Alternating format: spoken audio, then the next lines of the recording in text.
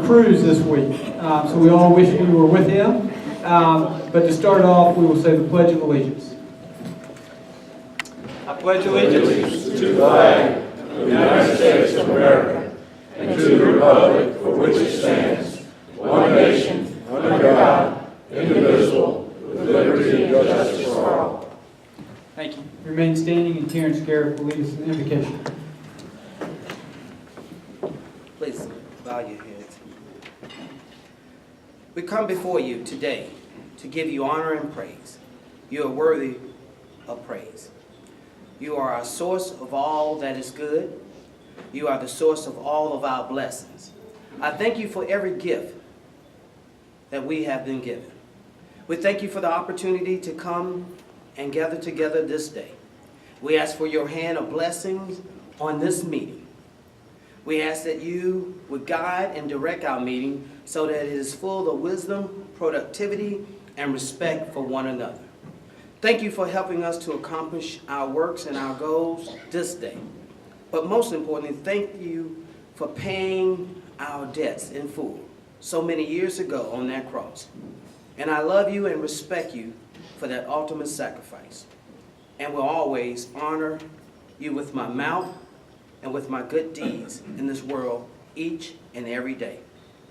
And please bless the food that we have before us and those that prepare it. Amen, amen, and amen. Amen. And last but not least, I pray and encourage each and all of us, brothers and sisters in this room, to place your shoes way under the bed tonight. So in the morning you have to get on your knees to find them. And while you're down there, give them thanks for your grace and mercy. I love you all. Thank you, Terrence. Everyone may be seated. Robin Waits is going to welcome our visiting Rotarians and guests. While she's doing that, if you take a moment to put some change or dollars in the card bucket, those funds go to support our Alzheimer's research. Thank you. Good afternoon. We have one visiting Rotarian today, Joel Collins from the Lake Murray Club. Joel, you'll stand up and if you brought a guest today, if you would please stand and we'll pass a microphone around so you can introduce your guest.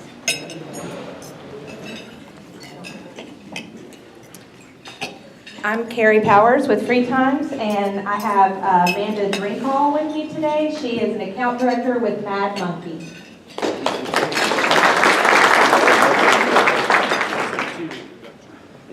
I know Joel was just introduced as a visiting Rotarian, but I want to take credit for having Joel as one of my best friends. Joel is a great lawyer here in Columbia, but in addition to that, he's now serving as the national president of a great lawyers organization, the American Board of Trial Advocates. The American Board of Trial Advocates stands first and foremost in support of the Bill of Rights, and especially the right to trial by jury, which is a right that you need to preserve and treasure. It's a precious right. Joel also teaches at the University of South Carolina. I don't know if I have time to do all this, but he teaches at the Honors College. And the subject that he teaches is related to the founding documents that we have that go all the way back to the original time that this country was founded. I know what Joel does in that regard, and it's an inspiration. In addition to that, I want to tell you that on Tuesday, April the 7th, Professor A.E. Howard is going to be at the University of South Carolina Thomas Cooper Library lecturing on the not only the Bill of Rights, but the Magna Carta, which is another specialty that Joel has. This is the 800th anniversary of the Magna Carta. That's the document upon which our Bill of Rights is based. So if you are interested, you'd be welcome to come as my guest. I'm the president of the Ex-Legal Society at the University. You'd be welcome to come at 5:30 next Tuesday in the University Library. If you want to come, and I'll be sure you get an invitation. But welcome to Joel again for the great work.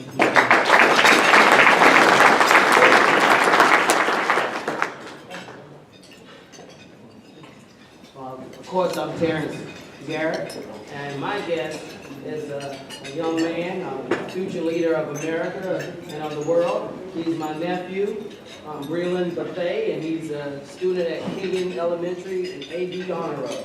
So welcome.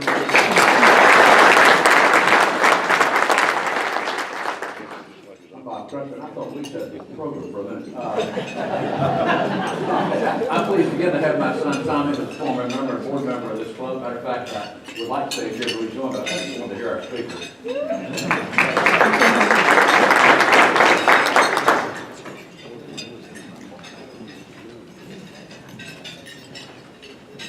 I'm Vance Eamon. I'm pleased to have as my guest today Matt Price. Matt is an undergrad at USC with a poli-sci major.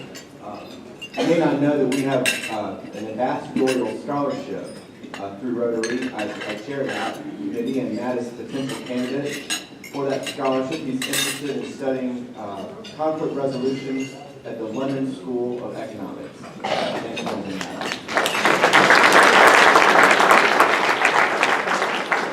Welcome again, all visiting Rotarians and guests. Thank you, Robin.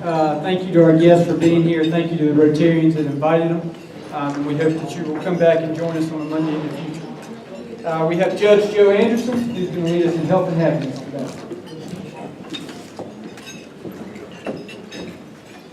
I've been a member of this club for 20 years, and I can't get people to call me by my first name. The only one I succeeded with was Rusty, who of course is on a first name basis with everybody. I did tell Rusty, if he ever finds himself in the well of a courtroom in handcuffs, he might want to use a little more formality, however. Not true, of course. Rusty's a great friend and great member of this club. In terms of health and happiness, we have a little bit of bad news. Tom Perkins, a member of this club, his wife fell recently and broke her arm and finger. She had successful surgery and is home resting and doing well. George Simmons, another member, is soon to have heart valve replacement, and of course our thoughts and prayers will be with him. And finally, Michael Hall, who is Rex Wilson's son-in-law, recently suffered second and third degree burns on the palm of his hand. He's 4 years old. He touched the screen of a gas logs, and he's at the burn center in Augusta. We'll be thinking about him in the future. On the positive side, some good news to report. Pete Oliver's granddaughter, get this, she lives in Aspen, Colorado. She's 4 years old. She qualified for the National Snow Skiing Championship this year at age 4 and finished second in her event, took home the silver medal. She ranked 14th out of 35 female participants nationally in 2015. Today is Steve Bryant's birthday today. And how many of you have been to the new Dollar Moore School of Business on Assembly Street? Well, those of you who have not have a new reason to go. This morning, in ceremonies there, our own Jim Levinas was honored with a room named in his honor for his many contributions to the business community.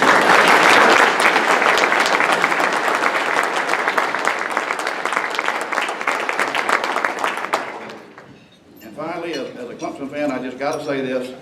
How about Coach Don Staley and those Lady Gamecocks?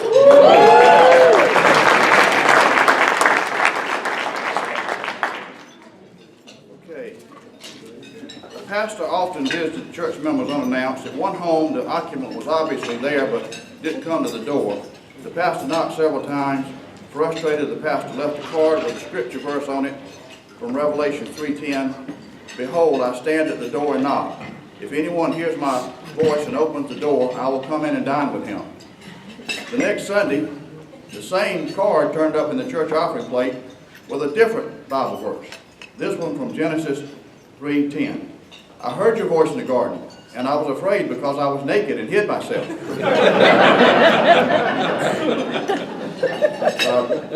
I teach a course in trial advocacy at the law school, and one thing I always say is lawyers have to be good wordsmiths. In phrasing a question, you have to choose the proper words. If you don't, you're not going to get the answer you're looking for, and the witness is going to run away with you. A good example, when I was practicing law in Edgefield a long time ago, my then wife had very dark jet black hair, and back then when I had my hair, it was blonde. We had 3 blonde-haired children. So one day we were sitting on the pew there at the Edgefield Methodist Church, and a little grandmotherly lady was on the pew behind us, and I noticed she looked at Susan, looked down at the children, looked over at me, looked back at the children, and finally she leaned forward and said, you know, I've just been noticing the coloration in your family. She said, you get blonde-haired children every time, don't you? And I told her, heck no. Hundreds and hundreds of times with modern birth control, we don't get anything. The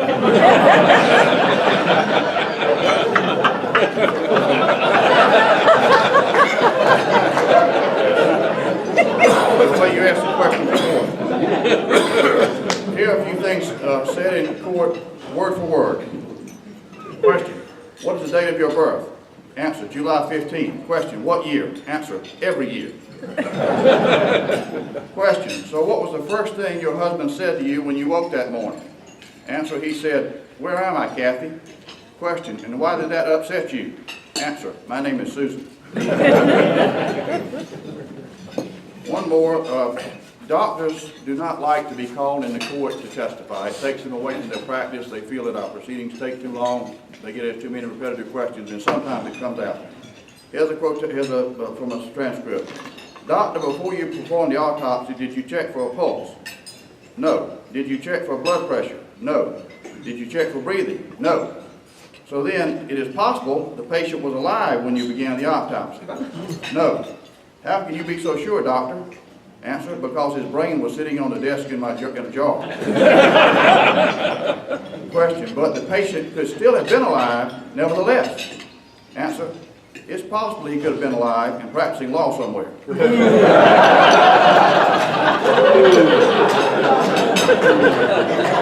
I apologize to my lawyer friends, I love you all. Okay, thought for the day. Charles Plum was a U.S. Navy pilot in Vietnam. After 75 combat missions, his plane was destroyed by a surface-to-air missile. Plum ejected and parachuted into enemy hands. He was captured and spent 6 years in a communist Vietnamese prison, along with, of course, Jack Lone, our own very own Jack Lone. And he now lectures on the lessons learned from that ordeal. One day, Plum and his wife were sitting in a restaurant, and a man at another table came up and said, "You're Plum. You flew jet fighters in Vietnam from the aircraft carrier Kitty Hawk. You were shot down." "How in the world did you know that?" asked Plum. "I packed your parachute," the man replied. Plum gasped in surprise and gratitude. The man pumped his hand and said, "I guess it worked." Plum assured him, "It sure did. If your chute had worked, I wouldn't be here today." Plum couldn't sleep that night thinking about that man. Plum says, "I kept wondering what he might have looked like in a Navy uniform, a white hat, a bib in the back, and bell-bottom trousers. I wonder how many times I might have seen him and not even said good morning, or how are you, or anything else, because you see, I was a fighter pilot and he was just a sailor." Plum thought of the man hours the sailor had spent on a long wooden table in the bowels of the ship, carefully weaving shrouds and folding the silks of each chute, holding in his hands each time the fate of someone he did not know. Now Plum asked his audience, "Who's packing your parachute?" Everyone has someone who provides what they need to make it through the day. Plum also points out that he needed many kinds of parachutes when his plane was shot down over enemy territory. He needed his physical parachute, his mental parachute, his emotional parachute, and his spiritual parachute. He called on all of these supports before reaching safety. Sometimes in the daily challenges that life gives us, we miss what is really important. We may fail to say hello, please, or thank you, or congratulate someone on something wonderful that has happened to them, or give a compliment, or just do something to be nice for no reason. So as you go through this week, this month, this year, take time to recognize people who pack your parachute. I'm done.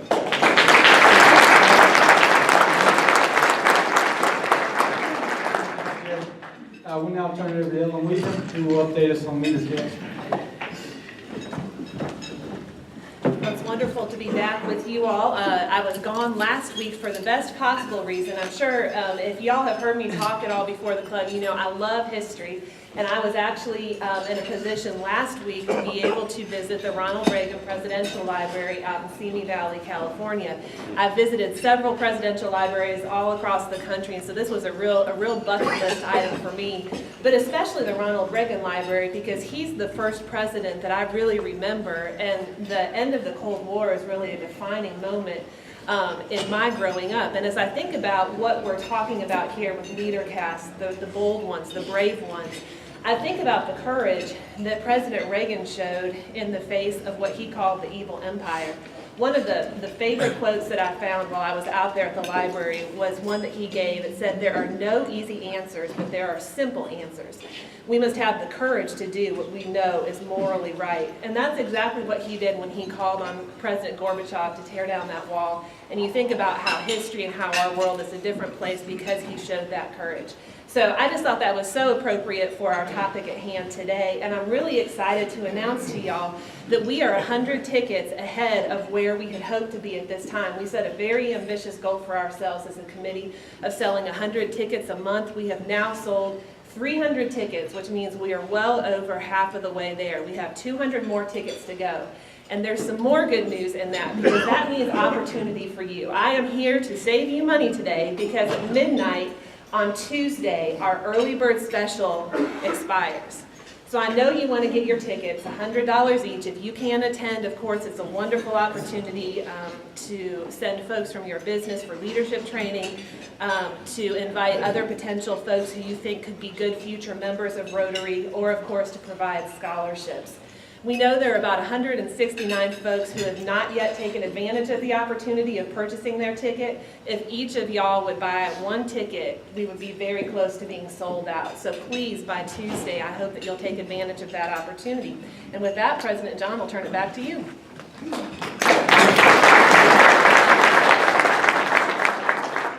Thank you, Ellen. And the LeaderCast committee has done a great job in the month of March. That was going to be our focus, was to sell tickets in the month of March before the early bird special expired in April, so that we could spend the last 2 months going up to the event really focusing on day of logistics to make the experience the day of something that our participants will want to come back to. The last 3 weeks has almost been like fishing in a hot spot out in the ocean. Jack has been sending me emails on an hourly basis, changing our updates on ticket sales. We're now over 300 tickets sold, and just to give you comparison-wise to what that is, what we've done in the past, that is 180 more participants who will attend LeaderCast that have more than have attended any of our golf tournaments in the past. When the golf tournament has been our primary event, the max we've had is 120. We now have 300 participants who will be exposed to Rotary through LeaderCast. It's also 125 more participants than the auction we had 2 years ago, 701 Whaley, which is our highest attended auction. We had 175 participants that were exposed to Rotary that night and supported it. We have 300 participants now coming to LeaderCast, which is well over the max amounts we've had at golf tournaments or auctions in the past. So this will be a great exposure for our club. Again, quickly, why we're doing it. Our club is known for being leaders in the community. We're known for having great programs, and we're known for raising money for higher education. So how does LeaderCast blend into that? Our board decided it's an event that is totally different to expose ourselves to the community that anyone else is doing. It's business relevant to the community. It meshes with our theme of leadership, leaders in the club, and it also meshes with the fact we're known as a club that has great programs, because these are truly world-known speakers. Who should attend? Any Rotarian should attend. If you attend LeaderCast, you will benefit from it. But it's our hopes that you buy more than one ticket, that you bring your leadership team, as many of our members are doing, which I'm personally doing for the 2nd year in a row. That if you don't have a leadership team at work, that you will reach out and bring a potential Rotarian and invest in our club. Might be the tipping point to get them to join Rotary.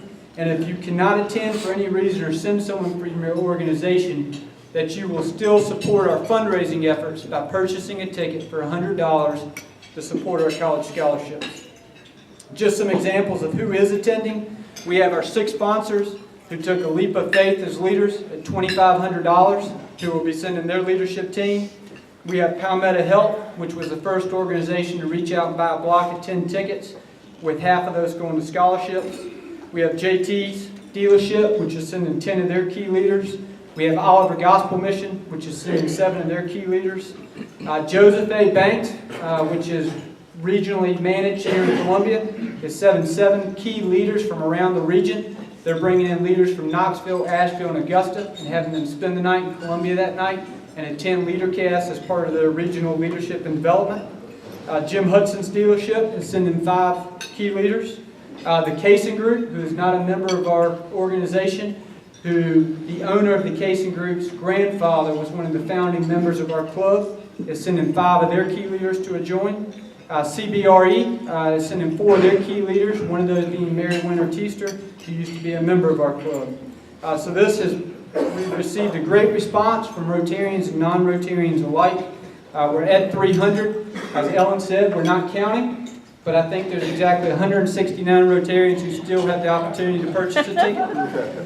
If those 169 Rotarians either purchase a ticket or attend, or buy a ticket at $100 and allow us to use that as an outreach for our club, this event could be sold out within 24 hours. It's our hope that you will do that so the committee can move into focusing on the day of the event. That's June 18th, Dollamore School of Business. If you'd like to buy a ticket, you can do it on your phone, ColumbiaRotaryClub.org. It'll take you 3 minutes tops. If it takes more than 3 minutes, call me, and feel free to vent to me. With that, I'd like to turn it over to John Baker, who will talk to us about the golf tournament and the district conference. Okay, I'm a double duty speaker here today. First thing I want to mention to you is how privileged I am to be part of this amazing group. And the one thing I've learned is that we don't have time to really get to know each other very well when we come here for lunch each week. The opportunity exists when we go somewhere else and do something else, whether it be bell ringing or Harvest Hope Food Bank or golf. And so the next thing coming up is a golf tournament. It is a great way to get to know people in this club. It's an absolutely fabulous opportunity. Whether you play golf or not, whether you play golf well or not, does not matter. But what's important is you get to spend 3, 4, 5 hours with people you really ought to get to know, because it's a wonderful group of people in this club. So I advocate to you that we join together on the 13th of April and have golf fun if you're willing to put yourself out there just a little bit. But if not, at least come have lunch with us or come have dinner with us. Both opportunities to spend time and get to know some of your fellow members. We also will be raising money to do another Harvest Hope project this year. And so the money we raise from this event won't be anything like what we're doing through the LeaderCast, but try to raise a few $1,000s and have another Pack to Feed program at Harvest Hope if we can. So great opportunity. We need you to play. We need you to sponsor a hole, because all of that whole sponsor money will go to Harvest Hope. Okay, I'm going to shift gears. I'm going to jump over to the district conference. Ann Walker and I represented our club at the district conference this year. It was just weekend before last in Myrtle Beach. And I am so pleased to have an opportunity to go to events like that, because it gives me the chance to learn what Rotary is really all about. And when we come here on a weekly basis, we don't really understand what's going on around the world as a result of our efforts, small efforts here. The dues we pay, end up a major portion of that goes to Rotary Foundation. That extra money we pay in each time we pay our bill goes to Rotary Foundation. And we all wonder, what does that organization do? Well, I want to give you a little bit of insight. The Rotary International president sent an emissary to the conference this year because he could not attend. The gentleman was from India and a very passionate speaker about Rotary. Extremely emotional in talking about the topic which he raised for a few minutes. I'm sure all of you by now know the 2 winners of the Nobel Peace Prize. One of them is Malala Yousafzai, who will be one of the speakers in LeaderCast this year, the 13-year-old who was shot by the Taliban in a school bus on her way to school. And obviously she's done great things since then, advocating for education for young girls. The other one was a gentleman from India who, for the last 15 or 16 years, has tried to pull children out of some sort of bondage, whether it's sexual, commercial, other types of bondage. And over those 15 or 16 years, he's brought 80,000 children out of bondage in India and neighboring areas. And this gentleman said, I don't mean to take anything away from the man who won the Nobel Peace Prize, because what he did was obviously great. but I want you to know that Rotarians in India every year, pull 100,000 children out of bondage or endangered situations. We put them back in school and we put them into a safe living environment. So Rotarians save 100,000 children a year in India. The Nobel Peace Prize winner saved 80,000 over 15 or 16 years. Pretty remarkable what we do together as an organization worldwide. Thank you.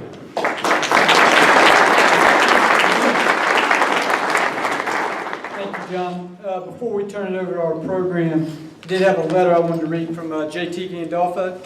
He wanted me to relay this to the club because he's having to request a personal leave of absence until September of 2016, and he wants everyone to understand the reason behind that. This is to President John, members of the board, and the Columbia Rotary Club. In September of 2014, I committed to a 2-year Bible study with 9 other businessmen and community leaders. Monday was the only day that our leader could meet, and we set the schedule according to the Columbia Rotary meeting time. We started at 11:30 and finished by 12:45. The club in the past has made a change in schedule by overwhelming majority, and I applaud that change. I, like every past club president, am committed to the club growth, which the time change is designed to accomplish. Unfortunately, I will not be able to attend our meetings on a regular basis. I request a leave of absence until September 2016. Will continue to pay my dues and will attend whenever we are not meeting. I will support our club initiatives as I have in the past. It is a privilege to be a member of this fine organization. But he wanted me to relay that to you because he did make that commitment back in September 2014. I applaud him for what he's doing. He is plays a lead role in that Bible study that meets on Monday mornings or Monday late mornings, but will rejoin us on a continual basis in September 2016, and will attend the meetings as he can. But he just wants everyone in the club to understand, if you go 2 to 3 weeks without seeing him. So I told him I'd relay that message. With that, I'd like to turn it over to Jack Swain.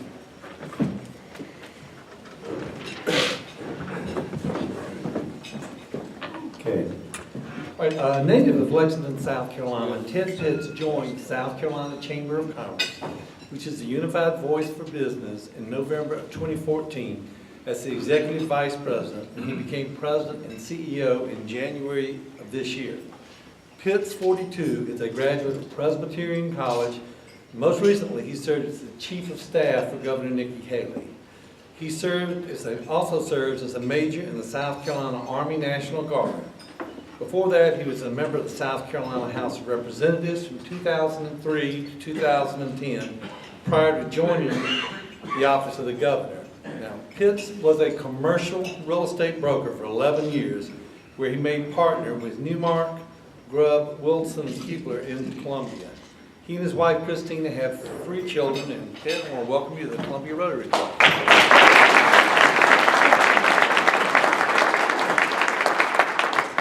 Thank y'all, and thank y'all for having me. I myself, prior to joining the governor's office, I was a member of the Rotary Club over in Lexington and enjoyed my involvement there. And it's a great organization and does great things in the community. So first, I commend y'all for what you do in the community. I'm at the State Chamber of Commerce now, and as Jack said, in January took over for Otis Rawl, who's still around. He's still on the payroll and still hangs out there some. It's funny, he's got an office there, but he took the nameplate off his office, and I was like, Otis, why'd you take your nameplate off? He's like, that way, whenever you're looking for me, I can say, Ted, I don't have an office there. You gotta call me in the car. So he and I are still in communication, and he is still involved in what we do at the Chamber of Commerce, and I thank him for the handoff that he's given me to hopefully keep the chamber going down the course it's going. The organization is in a good place. It is the unified voice for business in South Carolina. We focus on public policy issues at the State House, and we provide information to our members so that they can do their job, as well as provide a platform for them to get together and to have dialogue and do those things that we need to do to move South Carolina forward. The thing that I have been impressed with is the Chamber is really an organization of businesses, a group of businesses, about 1,500 members, paying members. And when you get them in a room, very rarely do you hear anybody say this would benefit us or my company. It's about the business environment in the state as a whole, and how do we lift everybody up? You know, a rising tide lifts all boats. And that's truly the way our members see the work that we do. You know, one of the first things we did, one of my first meetings was in December. I actually started at the beginning of December into November. And one of the first staff meetings I went to was a Christmas party that we had, a lunch that we had. And they had a time capsule that had been closed in 2003. And we passed that time capsule around the room, and everybody pulled things out. You know, what was the top song and all those things. Well, one of the things that I think Julie Scott, who's our communications person, pulled out is she pulled out the Chamber of Commerce's 2003 competitiveness agenda. And the Chamber of Commerce every year puts out those issues they want to see the General Assembly or the policymakers address that year. And if you looked on that competitiveness agenda, the first item on that competitiveness agenda, can anybody give me a guess on what you think it might have been in 2003? Roads. So it was roads. The second thing on that competitiveness agenda was education/workforce. And I'll tell you that in the past the chambers had 10 or 12 or 8 items that were on their competitiveness agenda. This year the business leaders in the state have said we're only putting 2 on the list because we don't want them to get sidetracked trying to deal with all of them. It's simple. We need the policymakers in the state to address 2 issues. And the first is workforce development. You know, when we look at the success our state's had in recruiting new industry and the expansions that come, you know, things that matter to businesses when they're looking where to locate is the workforce. You know, whatever I make or whatever process I do, am I going to have, is South Carolina going to be able to provide those employees that I need to do those things? And, you know, we have in this state, you know, a second to none technical college system. And I see Sonny White, I saw him earlier, in the work that they do. We have a second to none technical college system in this state that helps provide a workforce for these industries, these manufacturers. We also have 4-year comprehensive and 4-year research institutions that also provide a workforce that they can use. And one thing that I was surprised when I got there, and this relates to the workforce question, is probably about 25% of the chamber organization or the org chart, everybody in that 25% deals with education. And I know Jim Reynolds is here, and he's passionate about K through 12 education. And one of the first questions I asked is like, why is so much of our organization focused on K through 12 education? And they said, well, workforce, duh. And I said, okay, yeah, you're right. So our K through 12 education, whether it's pre-K, our organization, the business leaders in this state have an interest because that is the future workforce. When a company talks about investing billions of dollars to come to a state, you know, it's not something that they could very easily come in and invest and then leave, is they're here for the long haul, and they need to know that our K through 12 education system is there. When you look at workforce initiatives right now, the Department of Employment and Workforce in the state, the Chamber was very involved in taking that agency from an old Employment Security Commission, which basically was thought of as the agency that paid unemployment benefits, to the director now, Cheryl Stanton. It's the employment or reemployment agency. And they look at how they can take those unemployed and provide them training or job skills so that they can be reemployed.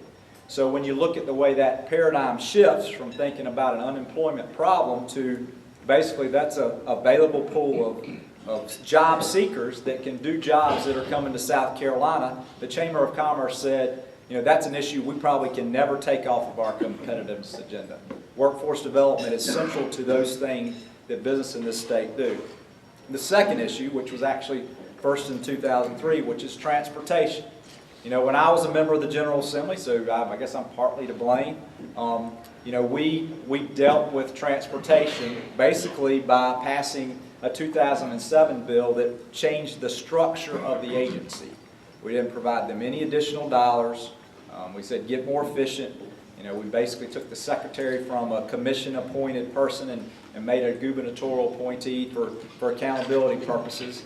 And that's really all that's done. We raised the gas tax in 1987, and you know, has not been addressed since then.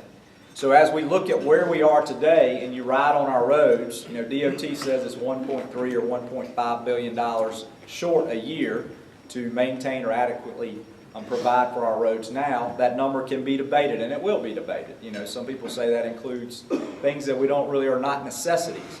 But we can all agree it's a sizable amount of additional revenue to put on infrastructure to be able to maintain and provide for increased capacity.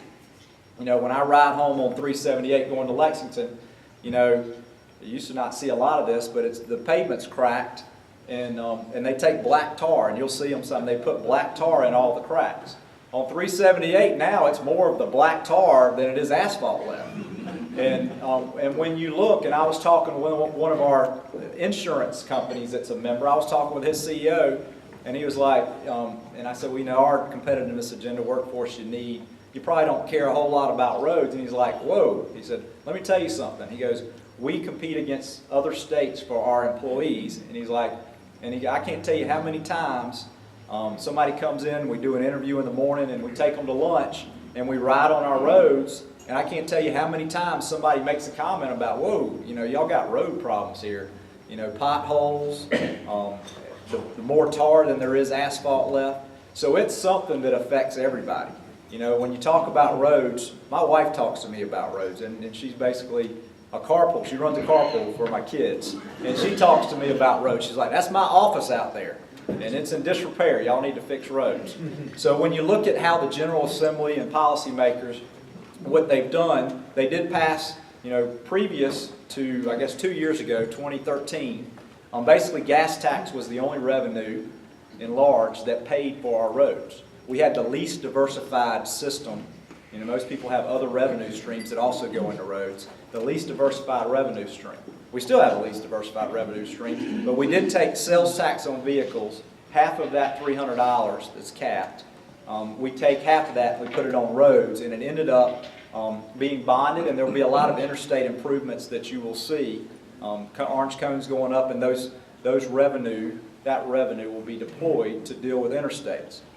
But it doesn't do anything for secondary roads. It doesn't do anything for the road from the plant to the interstate. We do a decent job in this state, or going to do a decent job with interstates and, you know, our port, you know, which is an umbilical cord to industry across the southeast. But the secondary roads are something that have to be addressed. So what the chamber has said is we have said we're not going to tell you what that roads plan needs to look like. We're not, at least not at this point. We're just going to tell you, General Assembly, you have to do something. The new Speaker, Jay Lucas, put in place an ad hoc committee. One of his first acts that he had, Gary Summerall from York County chair, and they have come out with a roads plan that's moving its way through the House. And, you know, I'm told that the second or third week in April, you know, we'll be out of the House. On the Senate side, Senator Clary from Horry County, I think Joel Lurie from Richland County here is also on that committee, is looking at a plan that's starting to move its way through the Senate and is actually on the Senate calendar now that deals with it. The two plans don't match up, which is the way legislation works. But I think what the business community has said is let's let the legislative process take its course and have the debate that needs to occur around what happens. But we're going to hold you accountable. You will address roads this year, or else the business community will have something to say about it. So we continue to work with legislative leaders on infrastructure and what needs to happen. The thing you read about in the paper, there's really two pieces of infrastructure or transportation legislation that's going to be dealt with. The first is the amount of money. The business community has said $600 to $800 million is a sizable investment, and that would be what we would see as addressing the problem, at least initially, and would be a good way to getting us toward maintaining and increasing capacity. So you'll hear a lot about money. Right now, the House bill has about $400 million in it. The Senate bill that's moving has about $800 million. So maybe they meet in the middle at 600, or maybe, you know, they pick one or the other. But that's a good step in the right direction. What you're not reading a lot about in the paper that we probably all need to be aware of is when we passed that restructuring act in 2007, is it allowed for the governor to appoint the secretary. And that provision was to sunset at the end of this session. So if nothing's done on infrastructure and they don't address the governance model, then the secretary goes back to being appointed by the commission, the 7 commission members which are elected by the General Assembly. And if nothing's done, that happens. You know, in the House version of the bill, they take the commission and make it more of a DHEC hybrid where the governor appoints the 7 commissioners and then they hire the secretary. So when we look at what's going to happen, you know, that is something that will be in play. You know, the Senate's bill right now does not address governance, so it would in effect sunset if nothing happens at the end of this year.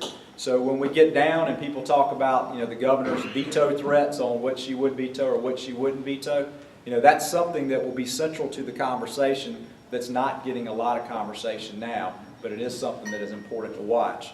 And, you know, it's something that will come into play. If she were to veto something, that piece could be a part of why she does it. So we just need to be aware of that. When you look at other things that the business community is tracking, you know, in the General Assembly, you know, those are the big 2 issues. But there are always tort reform issues that the business community wants to see.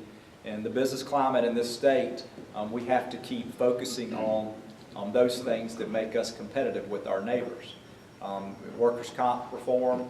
You know, as we look at those issues, there's also things that are competitive, that make us competitive with our neighbors. You know, we talk about business licensing fees. You've heard a little bit of conversation about that. There are several bills filed in the General Assembly. Right now, if you're a business in South Carolina, in every municipality, and in almost every municipality, and in some counties, you have to fill out and file a business licensing fee application and basically pay them a business license fee. What the business community has said is that, you know, one business that's a member of ours that I actually have talked with, she does just business in Lexington County, and she has to pull 7 business licenses for her business. And those are 7 different expiration dates. There's 7 different formulas that calculate how much she owes. They have different policies and procedures. One of them, or some of them, you have to have a business license before you can go do any business in that county, but you pay it on what you think your suspected revenue will be. And in her business, she's in the disaster restoration or recovery business. You know, she'll be called in on a Sunday night. She gives me the example. They're called in on a Sunday night because a pipe burst, and they stabilize everything, and then they show back up Monday morning at 11 o'clock. And there's a city inspector sitting there with a ticket for her business saying you don't have a business license and can't do business in this municipality. So when we look at those business-friendly type things that we need to work on in South Carolina, the Chamber of Commerce is focused on doing that. You know, there are other issues that you'll hear about. CON, Certificate of Need. I see Mike Biediger, or saw it, see Mike Biediger back there. You know, Certificate of Need is an issue that's been dealt with in a way where the money was vetoed and then sustained, and so the CON program went away for a year, and then it didn't go away for a year after the fact. So those sorts of issues that do not provide certainty to businesses are things that concern businesses and things that the Chamber of Commerce focuses on. You know, I'll close and take any questions. There are other things that the Chamber of Commerce does.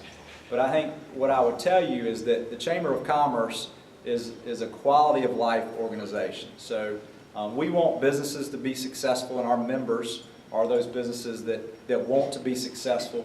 But at the end of the day, they want their employees to have a good quality of life. So when you see those issues that the Chamber works on, a lot of times they aren't directly related to business, though many are. But in a lot of cases, they're quality of life issues, which raises up and improves the business climate in South Carolina for all industries. So I'll open now and take any questions. Yes, sir. What is your position on offshore drilling? I can't see you good. Is that my eye doctor back there? So offshore drilling, you know, it has been primarily a federal issue. And as you know, President Obama, which many didn't think he would, he allowed for some testing to go along off their eastern seaboard. I will tell you, it will be in any community that addresses it, any state that addresses it, it will be a divisive issue. You know, we've been told off South Carolina or off our coast, you know, natural gas would be, not oil, but natural gas would be that thing that we make and access and use. You know, I've already seen some local chambers along the coast have already come out in opposition to it. Some others have come out and said other coastal communities have said they would be in favor of it.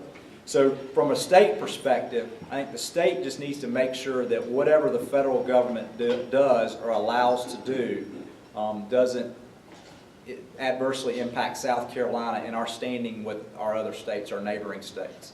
You know, they talk about you draw the lines at the same angle it's going offshore. So, you know, if the bottom of your state is the wrong angle, you end up getting cut out of it. So as the federal government looks at opening up the offshore drilling, you know, I think from a South Carolina perspective, you know, I guess we'll decide whether, the state will decide whether they want to allow it and what happens with those royalties if it is allowed. But I think probably from a state perspective, there's not a whole lot we can do to push the needle one way or the other. I think, you know, when you look at Virginia, I think they've taken a certain position. So, you know, it's really not an answer to your question. It's a federal issue that probably takes a while to work its way through the process. But President Obama has allowed for that first step to occur, which is some seismic testing off our coast. Any other questions? Yes, sir. Ted, what percentage of the yearly ad valorem tax on vehicles goes to road repairs? So ad valorem tax, which is property tax, what percentage of it goes to roads? Well, that would depend on which county you live in. So right now, there are 46 counties, obviously. Right now, the counties decide what percentage they go. So all property taxes reside and are maintained, collected and maintained in the county. So those counties have road plans internally that then they decide how to allocate their dollars. There is some gas tax with the C Fund, which is some state collected revenue that flows back to C Fund accounts in the county, so that's the state level. But as far as property tax goes, that would be a question for a local government person, and depending on which county. You know, there's been, I guess, a statement, because part of the House bill has a turnback program, which takes, our system in the state is one of the largest systems in the country per capita. And some of the members of the House said we got to make our system smaller and focus on our system. So what they've said is we're going to turn back some state roads and push them back to counties. And I've seen a map of West Columbia where there's literally a 4-block area where it goes from county road to municipal road to state road to county road to municipal road. So it's literally each block is segmented off, which is very inefficient to maintain.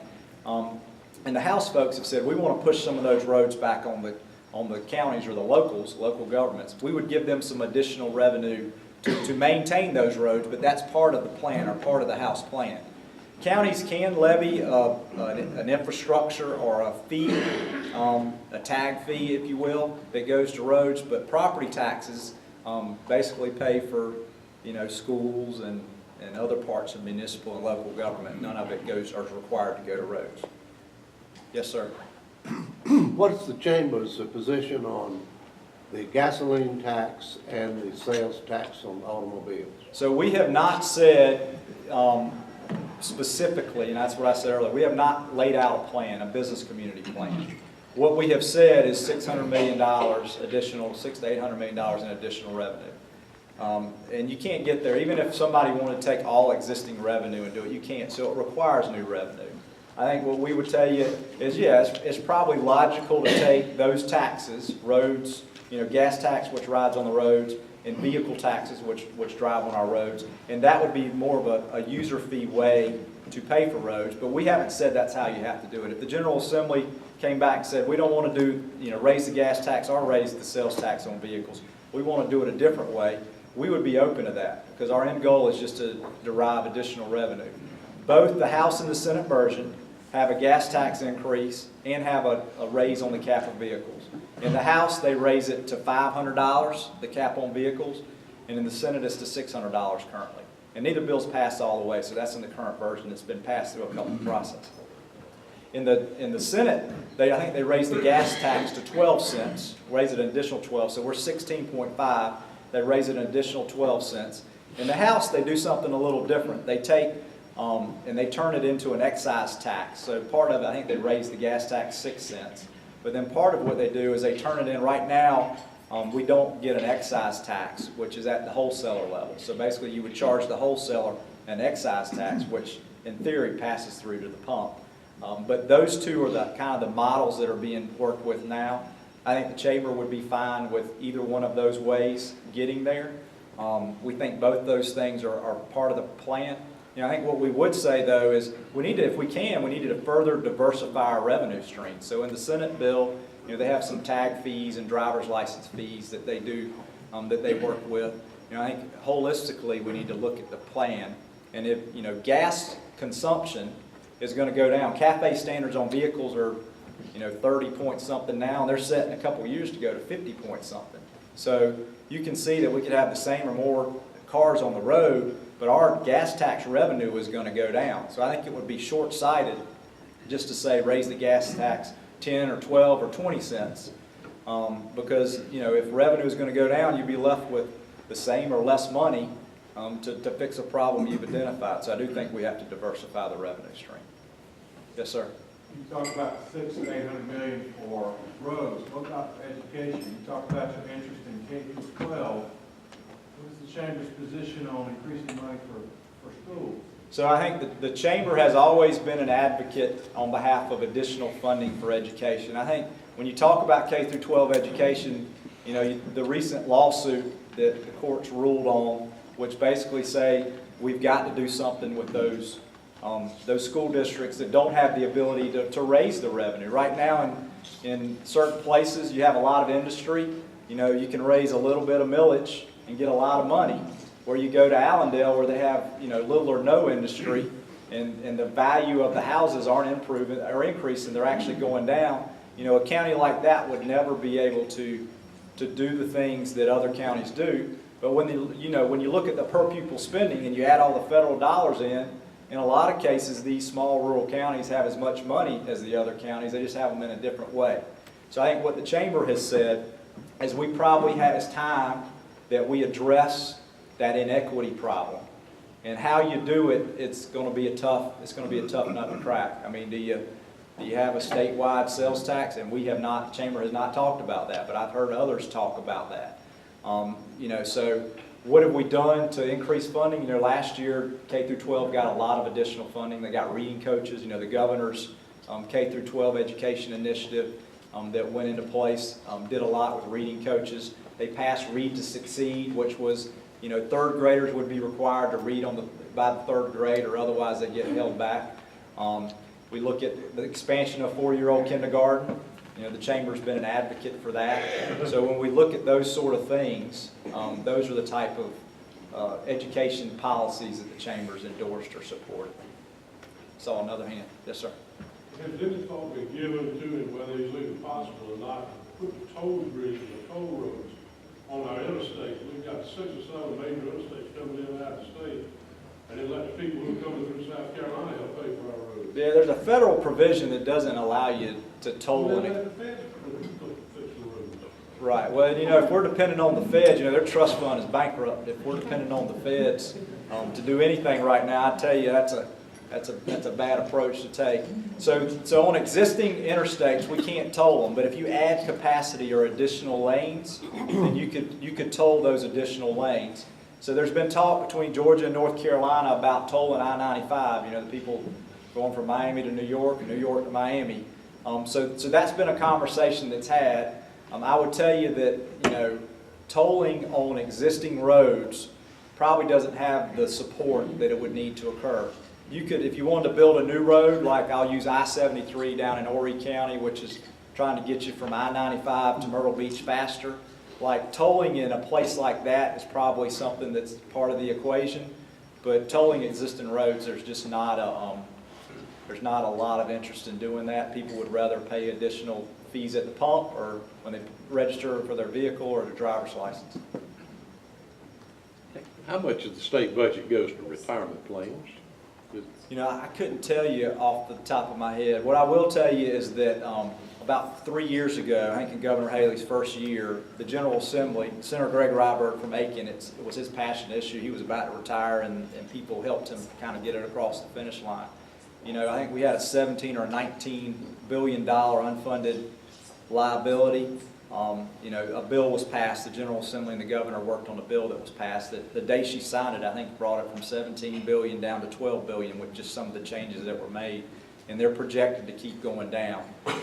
As we look at increases in health care and increases in retirement, More and more of that is being pushed back on the employee, like most of the private sector does. But it is an issue. It is a liability to the state. And the state has a decent health plan and has a pretty good retirement plan. But I can't tell you exactly how much is spent. Any other questions? Well, thank y'all for having me. It's been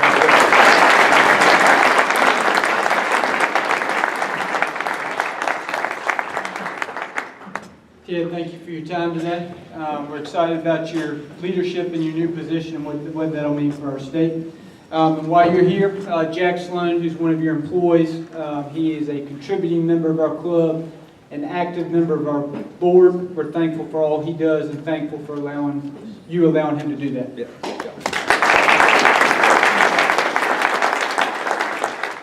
Next week's speaker will be Judge Bruce Williams, who will be talking about the business of the courts.